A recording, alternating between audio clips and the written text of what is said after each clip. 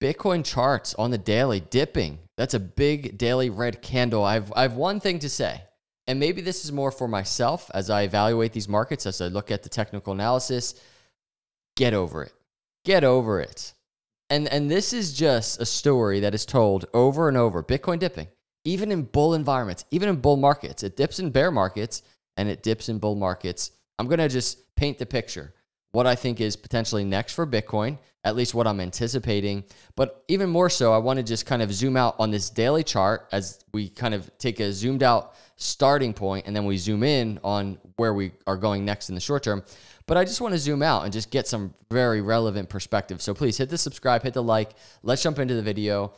The get over it aspect comes from the very fact that as I zoom out on the daily chart, Bitcoin's always dipping. Whether, as I mentioned, it's in bear markets or bull markets, right? Here's the bear market, obviously.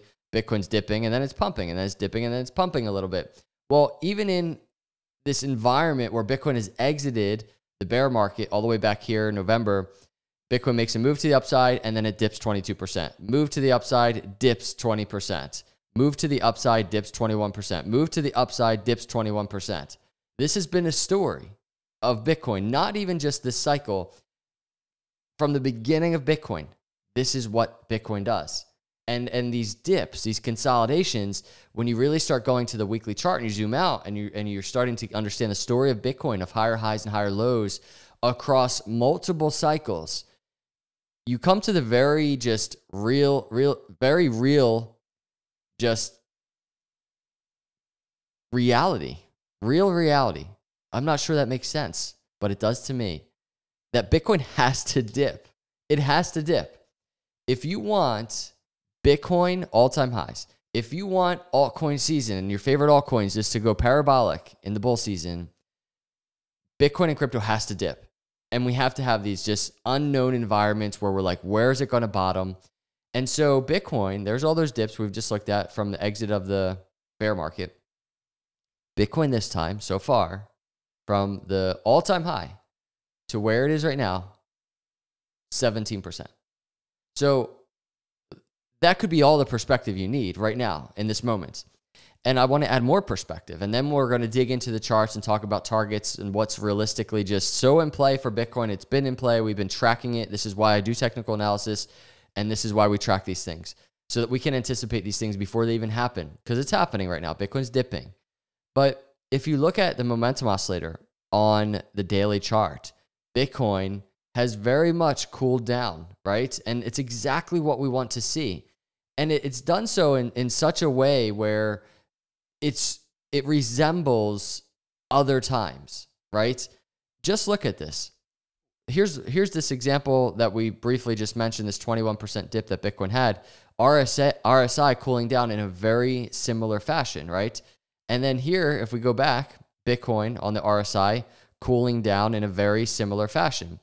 What we want to see, and I don't know when it will happen, but this dip right here gives a really good example of it. What we want to see is the RSI, and it doesn't have to necessarily bottom out in oversold, but we want to start seeing the RSI start turning around. Bitcoin price doesn't need to start pumping.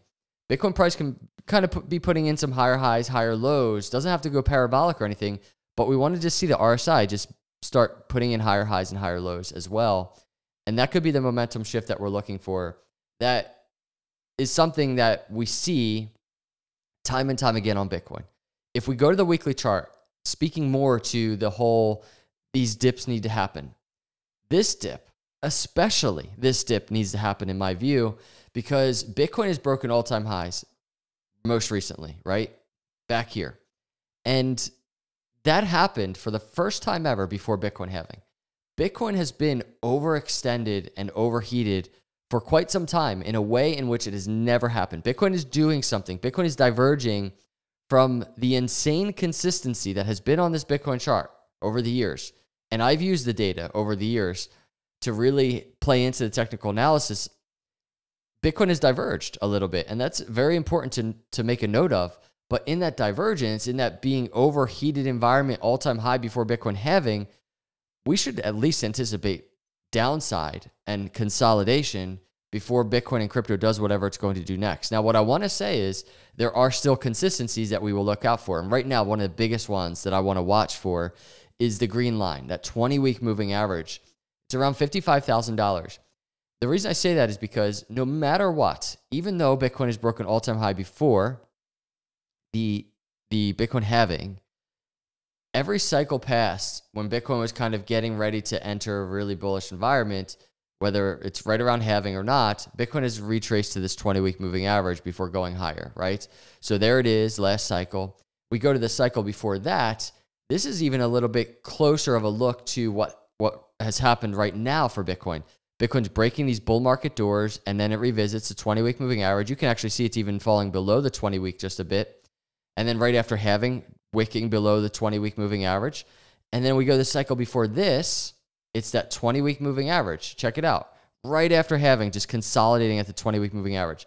So if we go and we look at Bitcoin chart right now on the weekly, check it out. Bitcoin is still above the 20-week moving average and just making its way down to the 20-week moving average. Very similar to the 2017 move into the bull market doors, right? If I can go back really, really quickly. I know I'm all over the place, but boom, 20-week moving average, visiting those bull market doors once again. Very similar vibe right now in the Bitcoin charts. It's going to be very interesting to see how it plays out, but time will tell as always, because we have a target right at that area.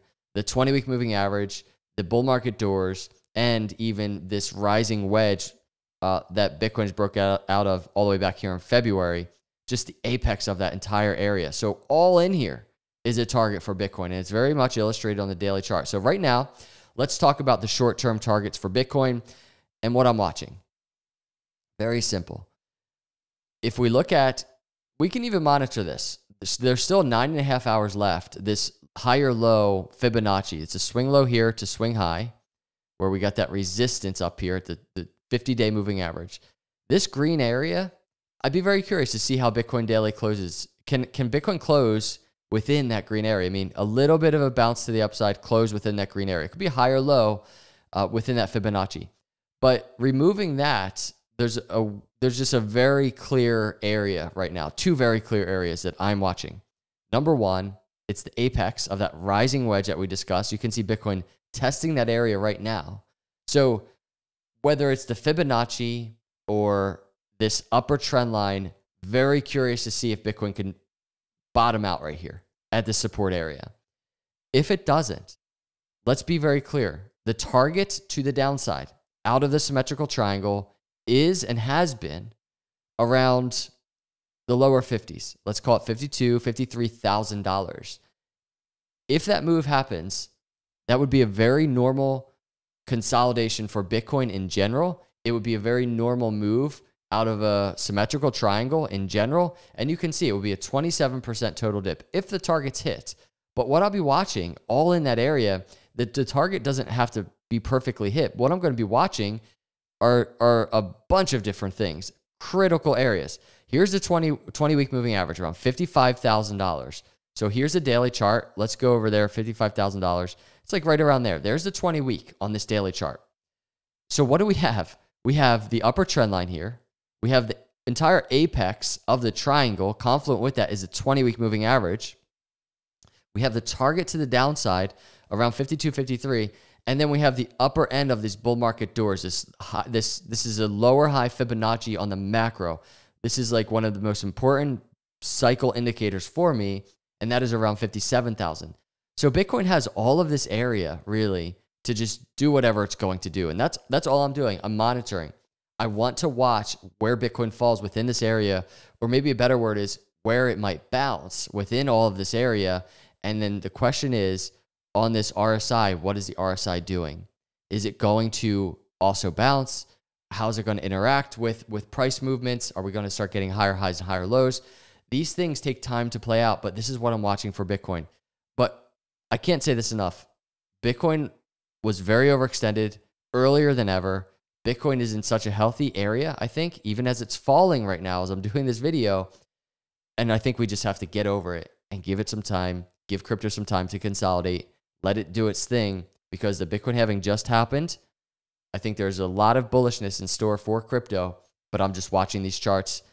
kind of putting aside the emotion of what it might look like and just looking at the normalcy of what the charts are doing. Because when I look at this, when I zoom out on a weekly, everything looks normal, even compared to previous cycles, if not a little bit more bullish. So these are my thoughts on Bitcoin today. Hit the subscribe, hit the like. I appreciate you watching. I'll see you in the next video. God bless.